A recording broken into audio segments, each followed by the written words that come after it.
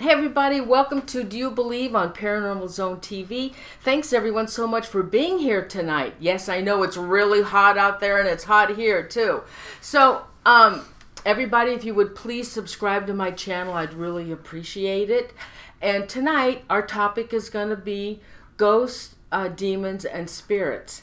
And my guest tonight with me is Dr. Jeff Dwyer. Jeff, so much for being here on the show tonight. Would you please tell the viewers a little bit about yourself, please? Sure. I'm an author, a researcher of the paranormal, and a professional paranormal investigator. I'm the author of several books of the Ghost Hunter series, which you may be familiar with. They cover cities like Los Angeles, San Francisco, New Orleans, Seattle, California's wine country, California's gold rush country, and I just completed a book about Portland in Oregon. And I've also written a couple books about the methodologies of paranormal investigation, the art and science of paranormal investigation, and a book called Psychic, Use Your Psychic Powers to Experience Ghosts. And both of these are available on Amazon.com. Yeah, I'm just showing them your books. And the new book coming out probably in March is the Paranormal CSI, which we're pretty excited about because Noreen and I both have a strong interest in investigating whatever goes on at a crime scene that may be paranormal.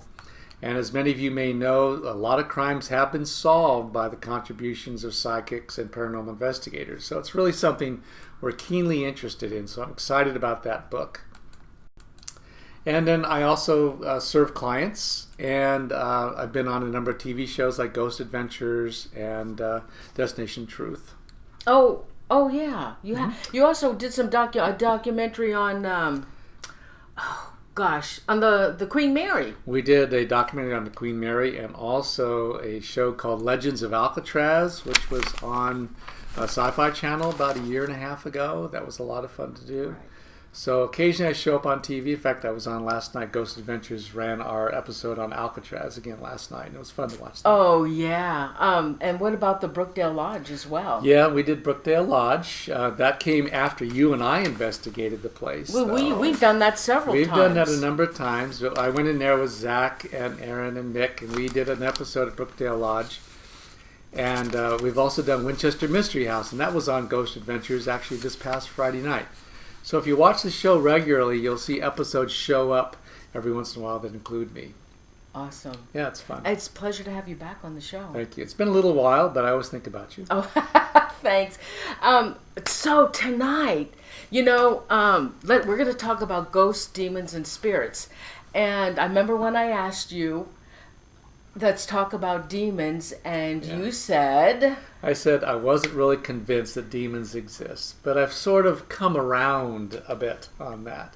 And in fact, people who read my website, my Paranormal Question and Answer of the Week every Sunday, you might see on there where I recently wrote about how I'm coming around to the idea of demons. I'm not ready to fully accept Hollywood's version of demons, and even the versions offered by several paranormal experts, but I'm coming around to demons because I've had some clients who've had experiences that lead me to believe that they've encountered demons.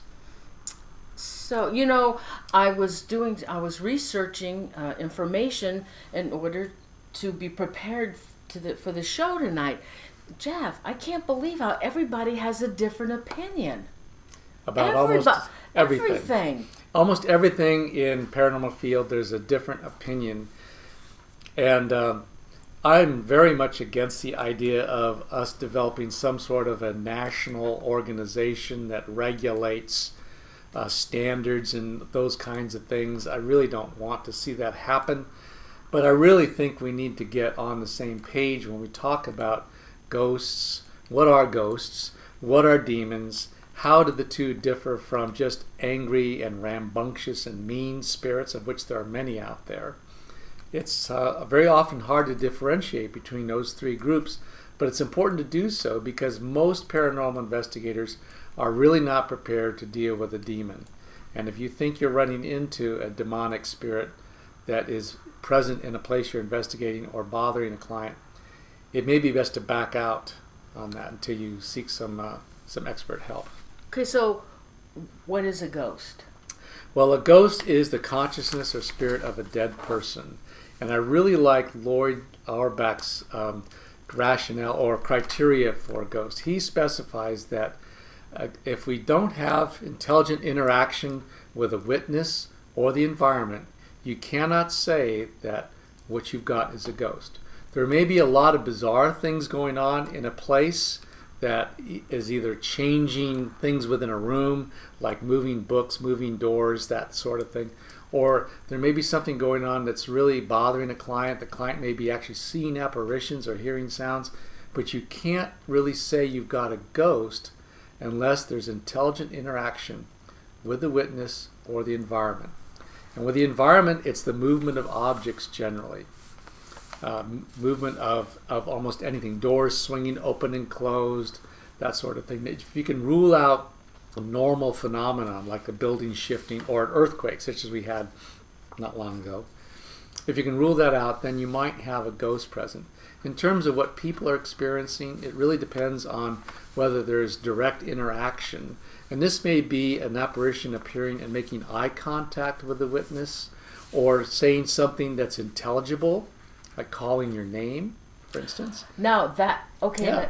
I understand that if a ghost calls your name, it's demonic. No, that's not true. No, ghosts can call your name and still be nice, friendly ghosts. So there are friendly ghosts. Yeah. Mm-hmm. Okay, so all right then. Okay, so do ghosts have a purpose? Most of them do, but there's a sizable number of them. Of course, we can't say what percentage because we have no way of taking a survey of ghosts. But a lot of ghosts are still here simply because they don't know they're dead. They are going through what they think is their daily life. They're walking around their home or they're in their workplace. And they will wake up for short periods of time and go through what they think is their usual daily routine, completely unaware that they're dead. So to answer your question, they may not have a specific purpose from a spirit perspective, but they're doing what they normally do on a daily basis when they're alive. Others are here because of a variety of reasons. Some may find that their home or workplace is an emotionally stabilizing place, and the transition from life to death is so disturbing that they seek out that place where they're most comfortable, or they may seek out a place where they're likely to encounter people they know, family members or friends, who they think may help them to make this transition, or again contribute to stabilizing them emotionally. Some just want to look after their things, look after their favorite books, their TV, their gun collection, stamp collection, whatever they have. And some may show up in their car because they may have a vintage GTO from the 1960s or a Corvette, and they show up there, or in their airplane or in their boat. So they're just showing up in a place that's really a favorite thing of theirs. Okay, so are they stuck here? Many are stuck here. Many are stuck here because they're really unwilling or unable to let go of the things that create this emotional stabilization. Some are stuck here because they simply don't want to face what may lie beyond. They may feel that by crossing over, and whatever that means, we're not quite certain, but moving on to the next level of existence for a spirit may involve judgment. It may involve judgment. They may encounter spirits with whom they've had problems when they're alive. For example, a murderer may be reluctant to move on because he may encounter the person he murdered, and he may feel that he's going to be punished, as religions will teach. So a lot of ghosts will stay here because of that. What about those that commit suicide?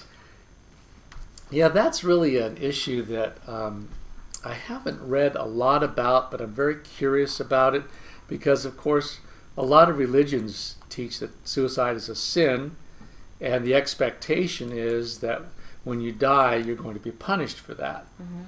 I really don't want to move in that direction because I try to approach this whole idea of ghosts and spiritual existence from a non-religious perspective. So I can't really get into the idea that they might be punished, but it's kind of hard for me to believe that when somebody dies that that they're really going to suffer a miserable fate because of a terrible mistake they made when they're alive. Do you think, okay, so what about that person that this murderer killed? Yeah. What's going to happen if they're on the same level? Yeah, I wish I knew. A lot of us feel that when you die, you don't become this angelic person all of a sudden. You don't die and all of a sudden become aware of the spiritual knowledge of the universe that turns you into this wonderful, angelic, benevolent spirit who recognizes his errors and is now full of love and kindness. That's not how we are soon after we die. All the miserable attitudes that we may possess when alive go with us, and they're retained by us when we make that transition to death. That's where we have these mean, rambunctious, vengeful spirits. So when you make that transition, you may still have the attitudes of a murderer or a child abuser or a thief or anything else like that.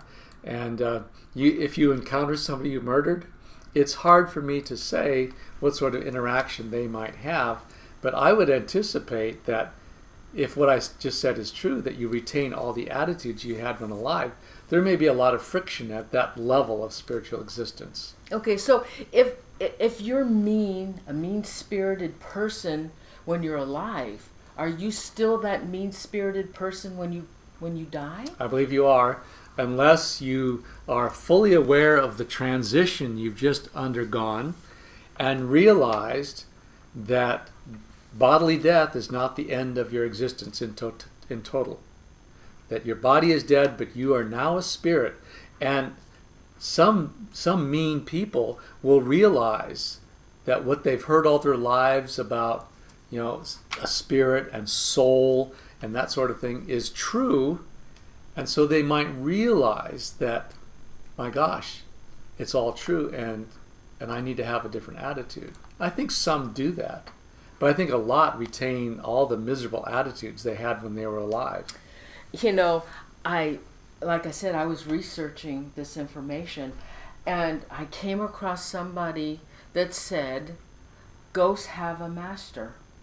That they have, like the demons have a master. Mm-hmm. That ghosts have a master.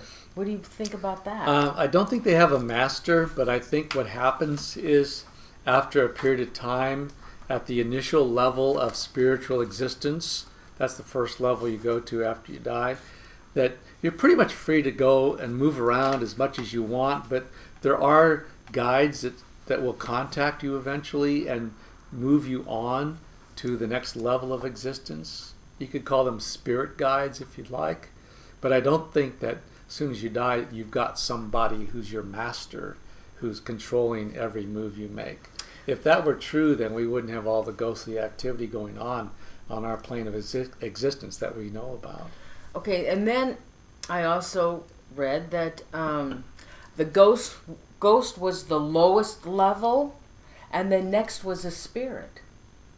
Well, to me, a ghost and a spirit are pretty much the same thing, but I kind of understand what somebody might be intending if they use that dichotomy, that when we die, we are the consciousness of a dead person. We are a ghost at that point. Now, I believe we do move on to a higher spiritual realm, and that is probably a realm that prepares us to move on, cross over, if you will. That's a term that's pretty familiar to a lot of us. Go into the light and not come back. That kind of transition may be what we're talking about. But I think there's some spiritual entity that helps that transition on the other side. So there are ghosts that are malevolent. So when these paranormal investigators go out and they come up and they always say, oh, it's demonic, it's demonic. How do you feel about that? I think people are jumping to conclusions. I think demonic activity on our plane of existence is actually pretty rare. In about 60 years, the Catholic Church worldwide has done about 70,000 exorcisms.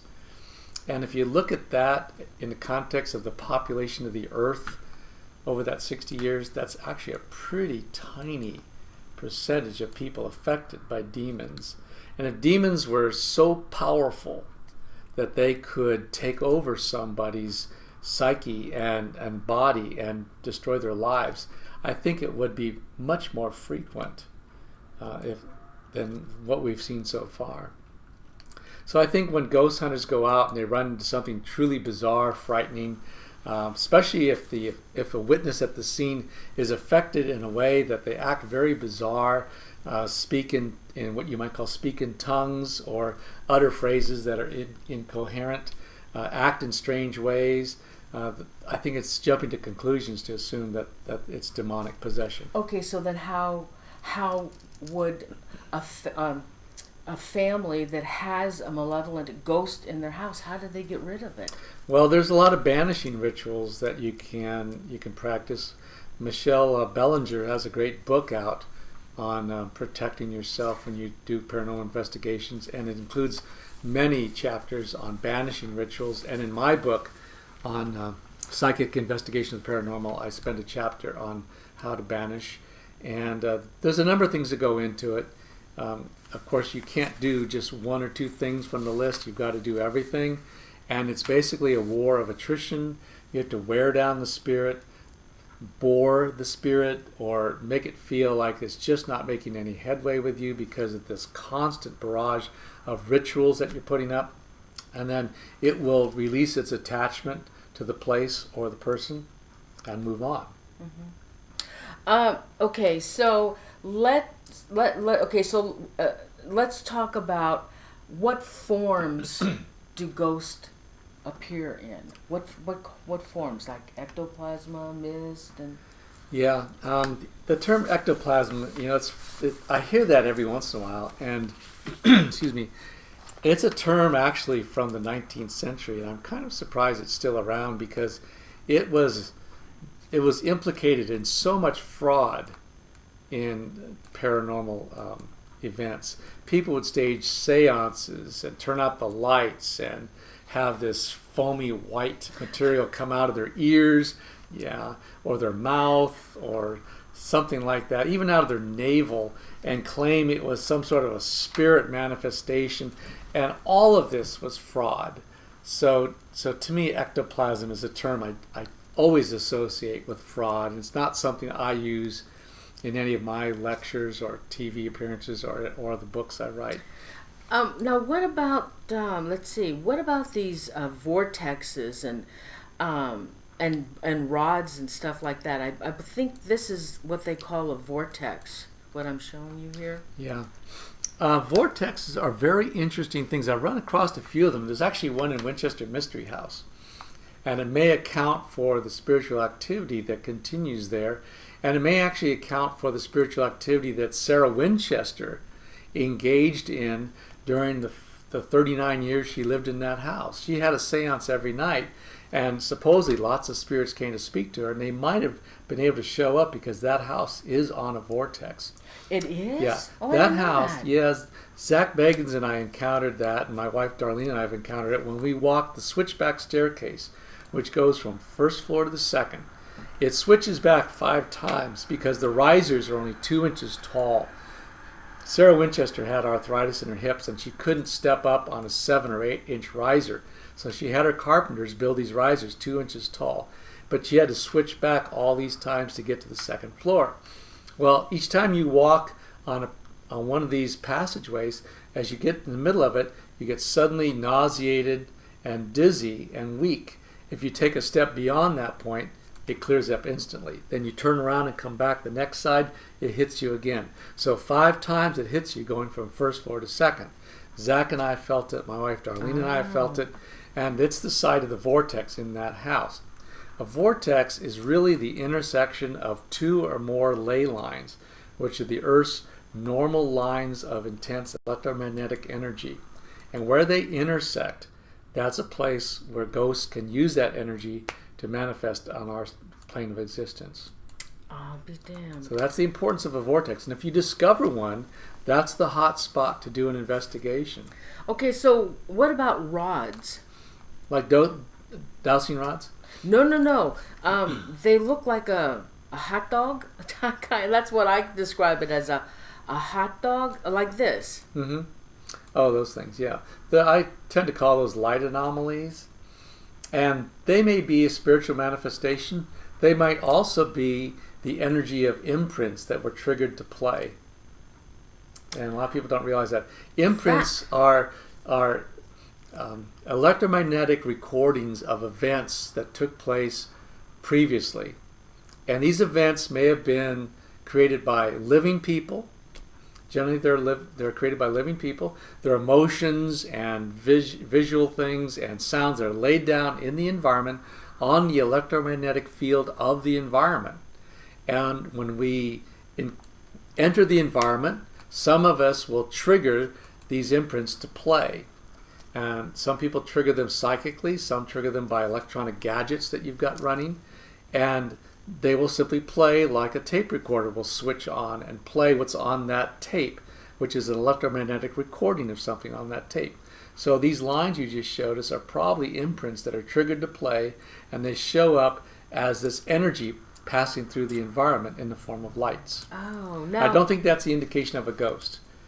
I really don't, because although they look freaky, because again, going back to our initial criteria, if there's not intelligent interaction with a witness, a human witness, or the environment, then you can't say it's a ghost. And a light anomaly that just shows up in something you see as a flash or a bar or even an orb, you can't say that's a ghost because there's no intelligent interaction. No. It might be a ghost. It might be, but you can't say that it is. It's weird. Yeah. It's very strange. They're very weird. I captured one actually on the Hornet on my video recorder. No, once. You didn't. Yeah.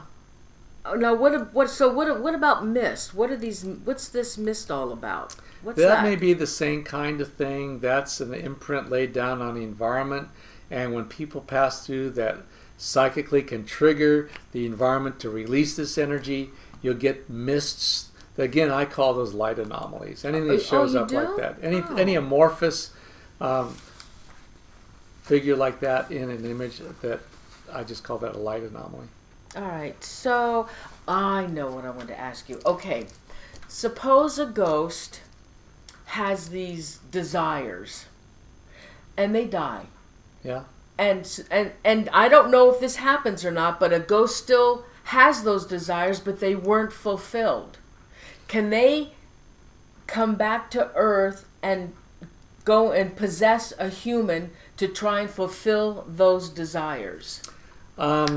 I don't believe a ghost can possess a human. A ghost can become attached to the human and may influence the human to the extent that they whisper suggestions in your ear, and you may even think that they're your own ideas. And you sure that's not demonic? I don't think that's demonic, because in many cases these things are not terribly disturbing to the person. They're not damaging. A demon is almost always severely damaging to the person. But a ghost can attach, and it's not going to take your hand and pull an object out of your pocket and scratch your face with. It's not going to make you do that, but it's going to just fill your mind with ideas. It's going to whisper these suggestions to you, disturb your sleep, show up everywhere you go. I've had a lot of clients who've had ghosts attached who do this to them. And very often it's not malevolent, it's just bothersome.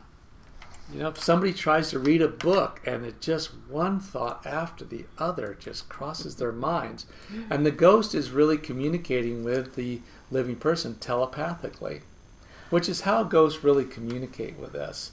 They have no physicality, so we don't see them actually with our eyes. We don't hear them with our ears. They communicate telepathically with us. So they can do the same thing with giving you ideas about, I think I want to have an extra glass of iced tea, or I want to go out and watch a football game, and when you really don't think you want to. I never heard that. Yeah. Okay, so like this picture I'm showing now, of, I don't know if it's a real ghost or not, but ghosts can manifest like that. Yeah, but ghosts. How hard is that? It's very hard for a ghost to create an apparition. Ghosts can create an apparition if they have a lot of energy. There are a lot of ghosts around us that they have so little energy they can't manifest in any way that we can notice or detect. Ghosts that have a lot of energy can create apparitions. And the way they do this is they have a thought in their mind. A ghost is actually a mind of a dead person. They have a thought in their mind, a target, which is either an object or a person, and they transmit the thought in their mind to the target by energy called expressive psi. It's short for the expression of psychic energy, expressive psi. Some ghosts can create a lot of expressive psi, and when they do that and they project that to a receptive person, you're going to see a ghost. So you've got two important elements here as to whether or not you're going to see a ghost. One is, do you have a ghost that's transmitting with a lot of expressive psi? And secondly, are you a receptive person to that? Some of us are receptive, some of us are not. There's a whole bunch of people in between. Okay, so let's talk about spirits now. Okay, so you think they're like one and the same, or do they do something a little different than a ghost? Well, to me, spirits and ghosts are pretty much the same thing, although I recognize that when ghosts cross over, go through that tunnel to the light, or cross over whatever boundary we're talking about, I think you can call them at that point a spirit. They've sort of gone beyond the ghost stage at that point. I don't believe those spirits can come back and manifest on the earth the way a ghost can. I think it's very rare for a spirit to come back and manifest. Now, I know people like John Edwards and Sylvia Brown claim to communicate with spirits that have crossed over, had all these conversations. I really can't get to the point where I can buy that yet. I think that it's possible in some rare circumstances, but I don't think it's a very common experience for a spirit that's already crossed over to come back and have this nice conversation with a medium like Sylvia Brown to convey information to a dead loved one, to a loved one. Okay, so again, in my research, I read that a ghost doesn't possess a body, but a spirit can. Well, again, I don't think a spirit that's crossed over can come back to our plane of existence and actually possess a body, get inside of a body and take it over the way we think a demon can take over a body. I don't think that's possible in my understanding of what's going on here. I could be wrong, but it doesn't jive with what I know about this. Okay, let's talk about demons. Yeah, the bad guys. Yeah, the bad guys. Okay, okay, so what is a demon? Well, a demon is a spirit that was never human. Never human. So it doesn't have the perspective of human life. It doesn't know anything about what we experience throughout our lives. The hopes and dreams and love and friendships and family and all those good things. And it's not too interested either in any of the nasty things that humans are capable of. But a demon is this spiritual entity that was never alive, and it probably was an angel, a fallen angel of some kind, if we want to go so far as to accept the idea of angels too, which personally I like the idea of angels, but I just haven't researched that.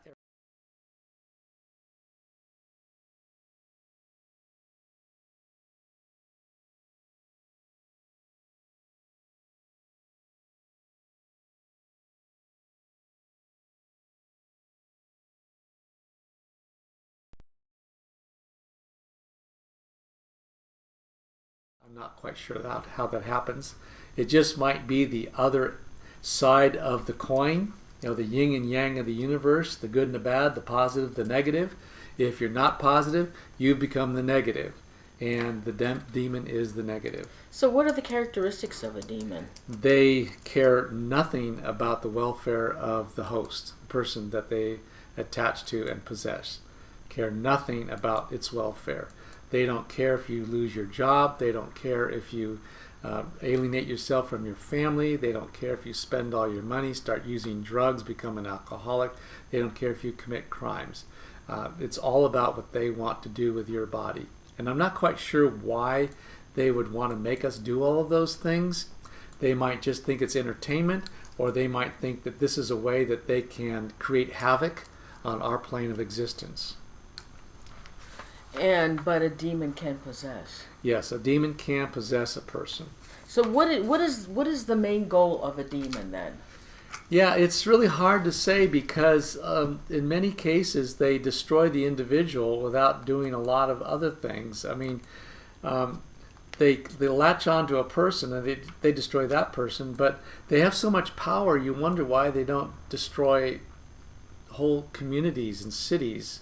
I think a single demon actually has a limited amount of power, and it really depends on getting into a susceptible individual, and then they can manifest that power. But they can't infest one individual and then destroy everybody within 10 blocks around them. It's not that kind of power. Oh, well, then how would they get rid of a demon if it happens to possess them? Well, the Catholic Church has a banishing ritual that it requires an ordained priest to perform this. Apparently, in order to affect the demon, the person performing the exorcism has to be at this high level in a religious institution. Not quite sure how that imbues the priest with powers, but it certainly imbues the priest with a lot of knowledge about what phrases from the Bible and other incantations can disturb a demon so much that it will release its hold on the living host. But they use holy water, they use religious iconology, crosses and other things, medals, and they use the right incantations, and they can actually liberate a person from a demon. It's something that sometimes doesn't occur the first time, like banishing rituals for troublesome ghosts. You have to sort of repeat it sometimes. Now, how would somebody know that? I know that there are steps until they get to the last step of final possession. What are those steps leading up to it? How would you know? Well, it's the steps that lead up to this really malevolent possession are not really clearly defined, but usually they start out very subtly. There's subtle changes in attitudes and behaviors. A person who was neat may gradually start keeping their bedroom incredibly filthy, accumulating remnants of food and drinks that may be spilled on the floor or a bed, the filthy clothes, books left open, other things broken. This just happens rather gradually, and then the person's attitudes towards people around them start to change. A person who was cooperative, nice, and friendly becomes somewhat of the opposite, very argumentative, very uncooperative. Somebody who was normally a very nice member of a family starts becoming just totally the opposite, going out at night, staying out all night, sleeping all day. So these kinds of behaviors just kind of roll on gradually over a period of time. Sometimes days, sometimes weeks, but usually within 3 or 4 weeks, there's pretty well established that there's something very, very wrong with that person. Now, what about the cases like, let's see, it was Anna Louise Michael and, Robbie, I forget his last name. He was, he also, well, I think he was the first one that they had a case on a possession. And now with the case of Anna Louise Michael, she had like 60 exorcisms, and she finally died. Yeah. As I said earlier, sometimes you have to repeat this several times, and it's unusual to do it 60 times. But that's a pretty severe possession. Clearly, the demonic entity was bent on just totally destroying her. Well, she also had, I think, epilepsy, and she wasn't taking her medication. Yeah. And I think there was like a lot of things going on with her, and I think she actually died of starvation. Yeah, people don't eat, they lose weight. They don't drink liquids, they don't sleep good patterns of sleep.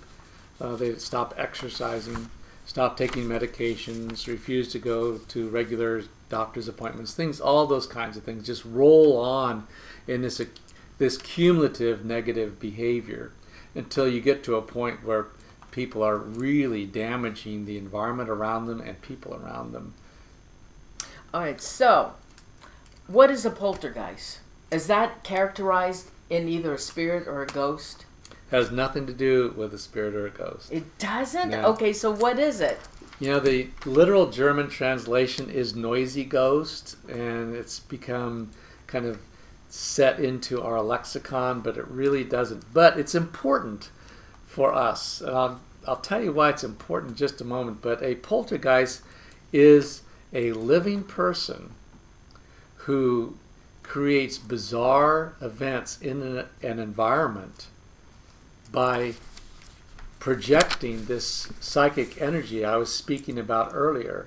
I mentioned that ghosts can manifest when they project this expressive psi or psychic energy to a witness or the environment. Living people can do that too. It's easier to do it when you're not encumbered by a body. That's why ghosts can do it more easily than we can, those of us who are alive. But people who are alive who become extremely emotionally distressed will generate high levels of psychic energy, and they will cause things to fall from the wall, telephones to ring, televisions, screens to crack, glasses to fall over on a table, windows to break, all those sorts of things. And then when you remove the person from the environment, everything stops. Now they say that when a psychic investigator, or actually those that have the background and the knowledge on all this, when they go to a home, they'll ask, are there any teenagers living in the home?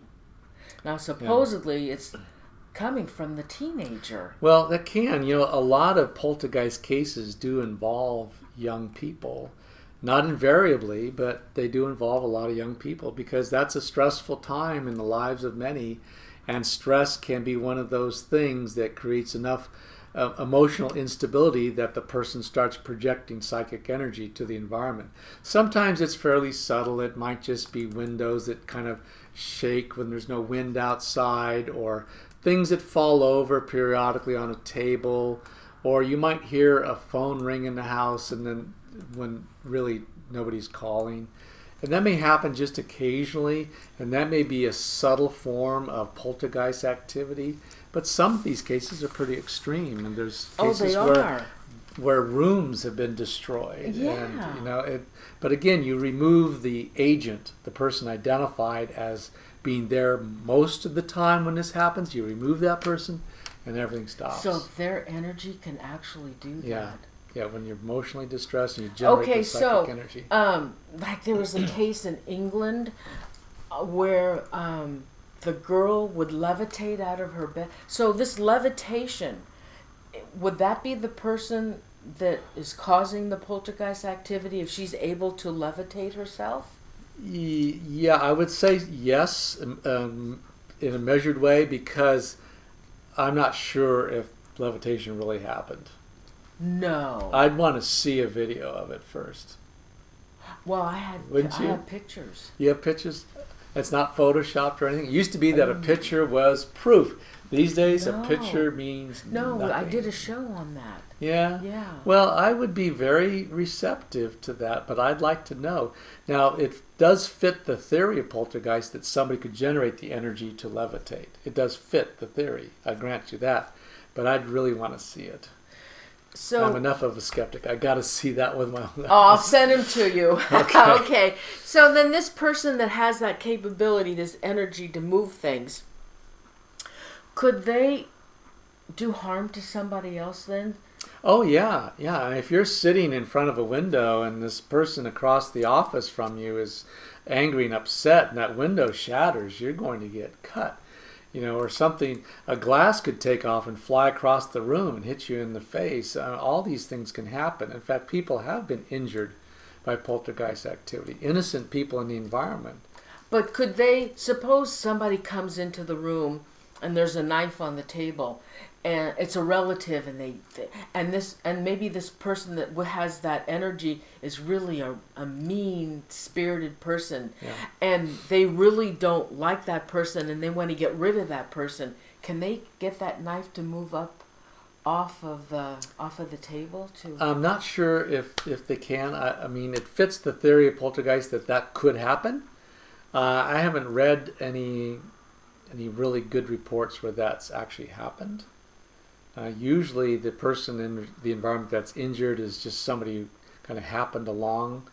I've really not run across poltergeist cases where the agent, if we can call this person, started stabbing and cutting and shooting and pushing out the window people they don't like. I haven't heard about that. I haven't either. I just thought I'd ask. Usually, in almost every case I've read, it's usually the agent is affecting the environment, just creating havoc in the environment. And people who are hurt are just people who worked there or passed through, or somebody who also lived in the house. Well, you know, Jeff, I just did a show last week on this case. It's called Deadly Haunting. It's about the Moffat family.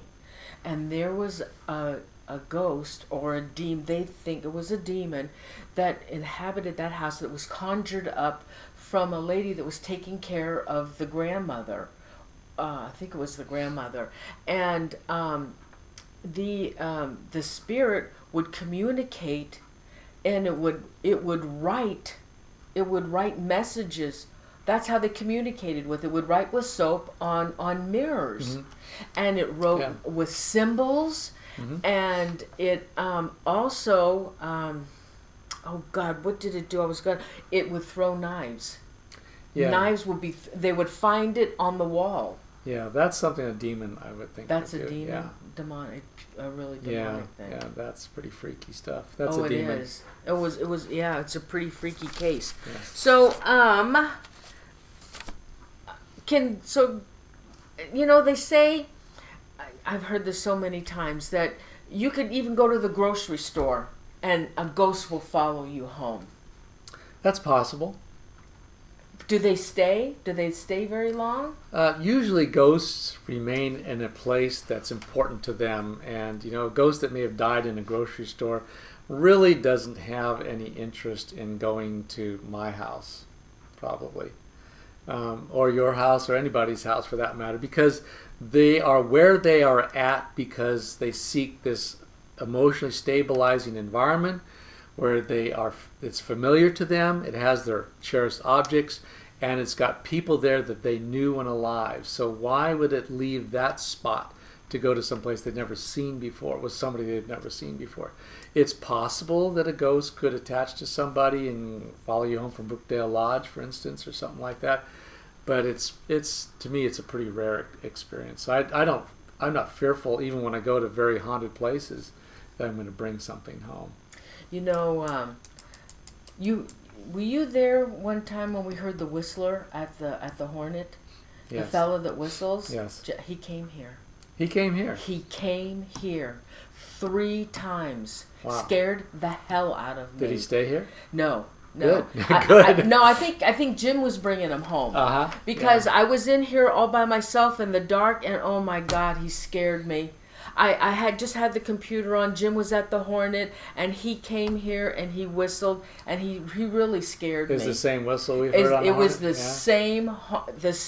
It was him. Well, it's because that Jim spends all the time on the Hornet. He's familiar with Jim. Yeah. And likes him, probably. Yeah, but he doesn't stick around. Yeah. Well, good. He probably gets here and feels like, I've gone somewhere that isn't quite right for me. That's what he's thinking, probably. So he turns around and goes back to the Hornet in Alameda. Yeah. Probably that. Yeah, I think he likes it there. Yeah. Well, Hornets, that's a cool place. There's a lot of ghosts there. Now, what about when kids? Now, a lot of kids are more receptive to ghosts than adults. They actually see them at a young age. Yeah. It's true. They're more receptive. They're not encumbered by all our biases and our experiences, and so they're very receptive. And I tend to think that ghosts communicate with them more easily ghosts project this expressive side, and kids seem to be more receptive to it. Why they are, I'm not quite sure. Their minds may be a little bit more quiet at times. Not their physical bodies, they jump around a lot, but they might be a little bit more quiet, and the ghost can communicate with them. Is there a peak time that a ghost is more active? No, I don't believe in this dead time business that you hear on Paranormal. Yeah. In fact, it just bothers me when I hear people talk about dead time. It's part of the dramatic flair of the show. And the other thing is, let's go dark business, that ghost hunters use. They set up all their equipment and then let's go dark. Well, there's a couple things. Most of the apparitions I've seen in broad daylight, not in a darkened room. And secondly, if a client calls you and says, every day when I'm eating lunch, I hear somebody walking around in the bedroom upstairs above me, why do you do an investigation of that room at 3 in the morning? Do it at 12 noon when the client says, that's when I hear the ghost. So I always wonder why these casts of these shows go into these places and go dark and do the investigation through the night. But paranormal investigators do the same thing. Well, they do it, and I think either because they're not seeing how ridiculous it is, or I grant that the environment is much more quiet at night. If you're going to investigate a store or a restaurant or a school or a church, yes, it's probably far more quiet after midnight. And in fact, there's less street traffic too. I understand all that, and I appreciate it, and I've actually used that. But I don't think it's very wise to think that you're not going to find that ghost unless you're there in the dark at 3 a.m. Because most of the ghosts I've seen, broad daylight during the day. Oh, I know what I want to ask you. What about shadows? Shadow people? Yeah, these shadows. See this? Yeah. All those are, and then they are usually amorphous. Sometimes they have vague humanoid features to them. You can make out a head and the shoulders, that sort of thing. But shadow people are simply ghosts that cannot generate a lot of expressive psi or psychic energy. The ghosts have a variable ability to generate this expressive psi. Some generate huge amounts of it. They show up all the time. Lots of people hear them and see them. Other ghosts can generate only a very minimal amount of psychic energy, and they are present. You'll never see them. You'll never detect them. Then there's ghosts in between. And a ghost may have a good day and a bad day in terms of generating psychic energy. It may be strong one day, not so much another. So you may go to a haunted place and have a great experience on a Friday night, and you go back Saturday night, there's nothing. It's because that ghost expended its energy Friday night. Saturday night, it's wiped out, can't do anything. Okay. When we used to go ghost hunting all the time, and we would want the ghost to appear to us or to materialize, how come they hardly ever do that? Yeah, I think it has a lot to do with, there's two sides of the coin here. One, from our perspective, that of the living, we may not generate sufficient receptivity. And by that I mean you may not have your mind in the right spot to receive this psychic energy. And there are things you can do to increase your receptivity. I wrote about them extensively in my book called Psychic. There are a lot of things you can do. But on the other side of it, it's a matter of the ghost. The ghost may be present. It may be aware of our presence in the place. It may want to communicate, but it just can't generate enough expressive side to create that EVP or swing the needle on the EM meter, those kinds of things. So, because the EMF meter might not be moving, that doesn't mean that the ghost is not there? That's right. No way. Ghosts are everywhere. I make the point in my books that ghosts are everywhere, but most of them exist in a kind of a psychic fog or a sleep-like state most of the time. And so, to us, an hour may pass, but to a ghost, that hour may be 10 years because it's spending most of that time basically in hibernation. And it wakes up, it notices a change in the environment and becomes disturbed by it, and it starts generating ideas in its mind, and if it has sufficient energy, it will transmit those ideas through telepathy to a receptive person in the environment, or a receptive detection device like an audio recorder. They can also trigger that. Now, let's see. Donna Raymond was our paranormal sense. You remember Donna? Okay. Sure. And I remember this one location that we had gone to. It was down the peninsula somewhere, and it was really an eerie spot where there was a lot of freaky things going on. And there happened to be a little boy. The mother drowned him. And this little boy was scared. Mm-hmm. And you know, Donna, being the sensitive that she was, this little boy clung to her, and he went home with her. Yeah. And I believe her telling me that he was with her for a long time, and I don't know what she did with him. So these spirits can look for somebody, like in a child. Sure. Will be looking for somebody, for that person to take care of them. Well, or something? Donna was the perfect person for this kid to latch onto, because she's very sensitive, very kind person, and you know, he immediately detected that she is somebody who understands his level of existence as a spirit, and he felt that she could help him. Yeah. Yeah. Okay, now I have to ask you, because I witnessed this myself. Okay.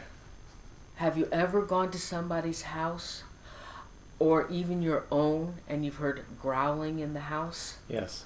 You haven't? Oh, yes. Yes. You did? Okay, tell me. Well, it's actually in my house. Oh, okay. And it is one of the few times as a paranormal investigator that it really kind of freaked me a bit. I mean, I didn't go running, I didn't go crying or anything like that, but I just stopped and I thought, what the hell is this? Because we have ghosts in our house, and they're fine, they're okay.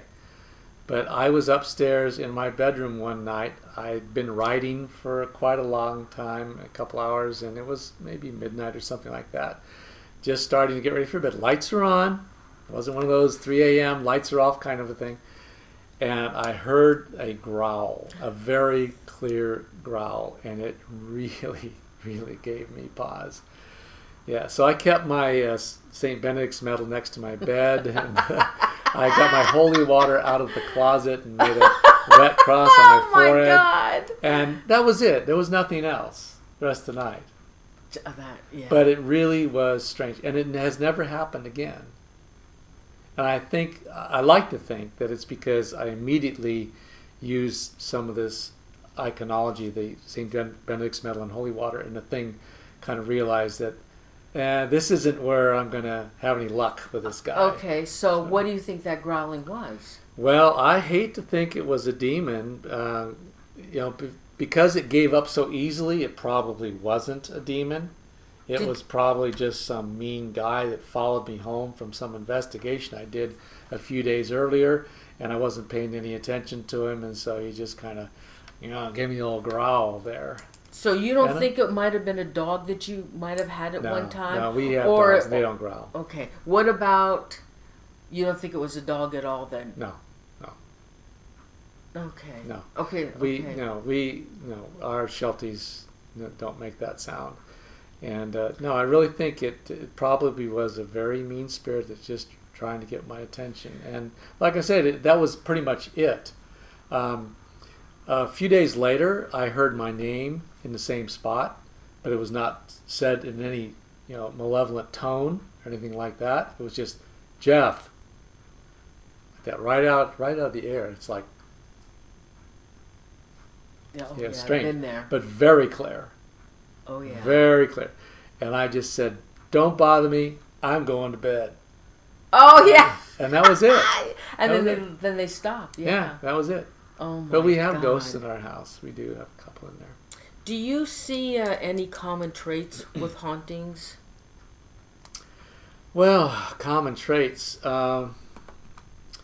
Most of the time, I think one of the common features of hauntings, if we're talking about ghosts that are present in a site, is that usually their manifestations are very brief and infrequent. And that's because they have a hard time generating this expressive side, this energy that can actually interact with the living person or the environment. Most ghosts have a hard time generating that energy. So you might think that I would hear my name every night for weeks on end, but no, it's just a very infrequent thing. And the ghosts in our house I see infrequently as well. That's because they just have a hard time creating this energy. So if you ever moved, do you think those ghosts that are in your house now would follow you? One of them probably wouldn't, and this is a character we call the Shrouded Figure, and we have a gallery that connects the master suite with the kids' bedrooms on the second floor, and we see this character out there, and he looks like a dark shape wearing a black hoodie sweatshirt, basically. So we call him the Shrouded Figure or the Black Figure, something like that. Okay, wait a minute. Okay, so the whole, what does the whole thing look like? Well, you know, it's humanoid, but you don't make out any details of where the chin is or the nose is or anything like that. It's just this head and the shoulders and the arms, and then things kind of disappear as you get close to the floor. And this guy moves back and forth along this gallery in our upstairs. And I think he would stay there. And the reason I think that, excuse me, is he shows up in the house across the street too. In fact, our neighbor came over and told me about this character. Shows up in their laundry room. Oh, really? Their floor plan is the same as ours. Houses face each other. So I think this is a character who lived on the land, perhaps when it was a farm or a ranch, 60, 80, 100 years ago. And he comes up and either house looks the same. So he just goes in either house. So I think he would stay there if we moved. Oh, God. Okay, let's see. Can ghosts hurt you? They could. They could. If you had a really mean ghost that could generate a very large amount of psychic energy, yeah, a ghost probably could hurt you. You know, and it's not a matter of picking up a gun or a knife and killing you with that. But if you had a cup of hot tea, for instance, and you were about to drink it, it could take that and dump it on you. Oh my God! It could generate that kind of energy. Yeah. Or if you're sitting right next to a light bulb or a window, it could cause that to break and hurt you that way. Now, ghosts, really rambunctious, angry, mean ghosts with high energy could do that. Yeah. Now, what about somebody that lives in a haunted house, but it's a residual haunting? The same thing happens every night at the same hour. What can you do about getting rid of that? Yeah, those are imprints on the electromagnetic field of the environment, and they can be tough to get rid of. Some people use devices that create strong electromagnetic fields, pretty much to erase the tape. If you think back to audio recorders, not so long ago when we used magnetic tape in an audio recorder or a VCR, we recorded movies on a magnetic tape. If you were to take that tape and set it next to a strong magnet, it would erase everything on the tape. So if you had a room, for instance, in your house that there were a lot of these imprints that were playing because of whatever environmental factors or human factors are at play at that point, you could bring in something like a strong magnet or something that generates an electromagnetic field and basically erase that imprint. You could do that. Now, Jeff, as far as things that people use for communication, like you use the dowsing rods. Okay, so for instance, the Ouija board. Let's talk about the Ouija board, dowsing rods, and seances, just for the heck of it. Okay. Sometimes they all go together. Don't they? And how we use our ovuluses and ghost boxes and spirit boxes. Yeah. Those communications that we're getting, could they be demonic? Well, they could be. Certainly they could be, because a demon can generate a huge amount of energy that can influence those devices. But I don't put much stock in the obelisk and the spirit box and all those other things, because the basic theory of how they operate, I just can't buy. Supposedly they've got a vocabulary of, say, 1,000 words, and each word has a specific radio frequency in it. And supposedly the ghost can identify that frequency for the word hello and trigger that frequency to play. That's how an obelisk is supposed to work, so that the ghost can use that to say hello to you. I think that sounds absolutely ridiculous to me. How a ghost can go down, read the electronics of the device, and know where in this list of 1,000 frequencies there is the one that matches up with the word hello. Well, actually, I had an obelisk that had 2,500 words. Yeah. So and the words would come out, would show up. So yeah. Well, the problem with these devices is, unless you can prove that there's no radio waves around you that may be triggering them to play, you cannot accept them as any kind of scientific expression or demonstration of ghostly activity. And virtually everywhere, with cell phones and airplane radios that can transmit thousands of miles, and satellite communications and everything else, and police bands and all this, you can't be certain that if you're in Brookdale Lodge with one of these spirit box or something like that, you can't be certain that when you get a word that sort of sounds like something you'd expect, like murder. Ooh, okay. Wow, we got a ghost here? No, probably not. Unless you can rule out these stray radio signals, which would be virtually impossible to do, I don't think you can accept that. Okay, well, what about the Ouija board? Now, the Ouija board, that's a little bit different, because now we're not relying on, or we're away from the probability that you've got stray radio signals creating this so-called evidence of ghostly activity. Now, with the Ouija board, this may be a ghost projecting its expressive psi or its energy to the planchette, which is that device that slides around on the surface. And it may actually move it. It would take a tremendous amount of energy from a ghost to spell out even a word of 6 or 8 letters. So I don't think you're going to carry on an hour of conversation with the ghost. Don't you think that one of the people that has their hand on the planchette is moving it? Oh, yeah. There's always a chance of fraud and bias. People go into these things really wanting to hear from a deceased loved one or something like that. So, yeah, if they ask a question that's a yes or no, the bias is going to push that thing to the yes.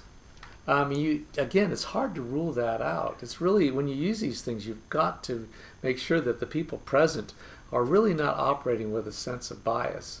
And I think the most useful thing really is to have only one person with a finger on it, and that would be a person who is a medium or an empath, who is most receptive to the energy of a ghost. I don't think you need to have all the people present with their fingers on there. Now, what about seances? Well, seances, of course, that's another thing like ectoplasm that goes back to the 19th century, and it's linked with so much fraud that it's really hard to talk about them without thinking about the chance of fraud. But I actually like the idea of a seance. I like the idea of a small number of people sitting around a table with a person who is highly receptive to the expressive psi of a ghost, who can receive information, maybe hear a message. And of course you hear this in your head. People around the table don't hear it because the ghost is not communicating through a physical medium. The ghost is communicating through telepathy with the mind of a living person. So you hear that and you'd have to repeat it to the people around the table. Of course, this introduces the suspicion of fraud, especially if money changes hands and the people around the table are desperate for communication with a deceased loved one. So you've got to be very careful about who's there and who's doing all this. But I really like the idea of seance. I've done them myself. I like to do them. Sometimes I do them by myself. You do? Yeah, I just How do you do a seance by yourself? I just, meditate and get into my quiet place and make myself very receptive. And I'll ask some questions and Sometimes I'll hear things. I've gotten a message some time ago from my great-grandfather that was very, very interesting to me. Really? Yeah. Yeah, I didn't realize he was still around. Actually, I would have thought, it was so long ago that he died that he crossed over, but apparently he was still around. Or he was one of those spirits who was able to cross back over to impart a message to me. Now, how do you know it was your grandfather? Well, because I said, "Who is this?" And he said, "My name's Will," and his name was William. Okay. Did you try and ask him any other things that only he would know? Well, I did. I asked because I know the specifics of his death. I have a complete record of how he died in a blizzard while carrying mail between two mines in the Sierras, and I asked him about this mine, and at that point the energy was fading, and all I got is an unintelligible vocalization back, and then he was gone. Oh. So I think it's possible to do a seance. I think it's good if you can do a seance with a group who are all of the like mind, who can all generate an energy that becomes synchronized, because a group that is receptive on the same frequency, I think you can have a tremendous interaction with a ghost.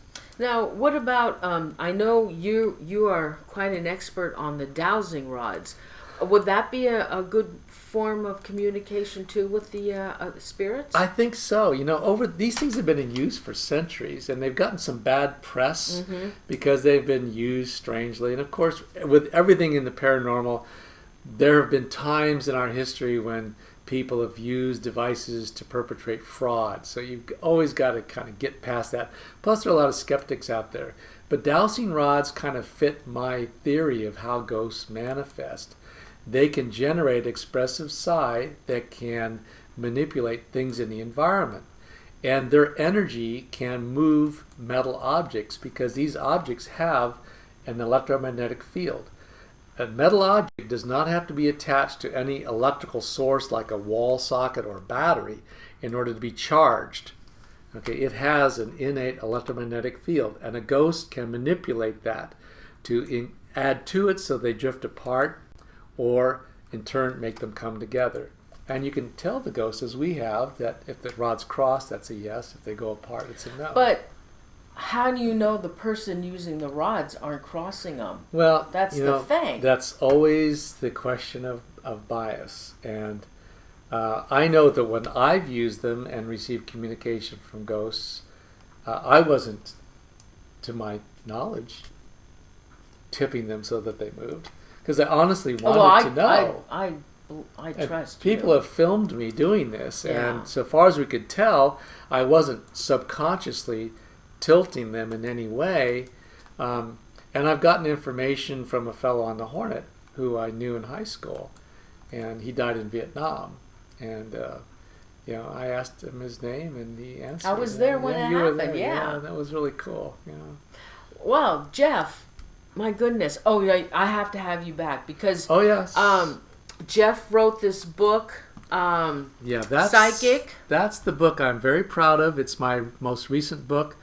And this is a book that it will contain most of the things I spoke about tonight, about how a ghost manifests by creating this psychic energy that it transmits to us by telepathy, and then at our end, how we can increase our receptivity so we have more frequent, vivid, and longer lasting experiences with ghosts. That's what that book is about.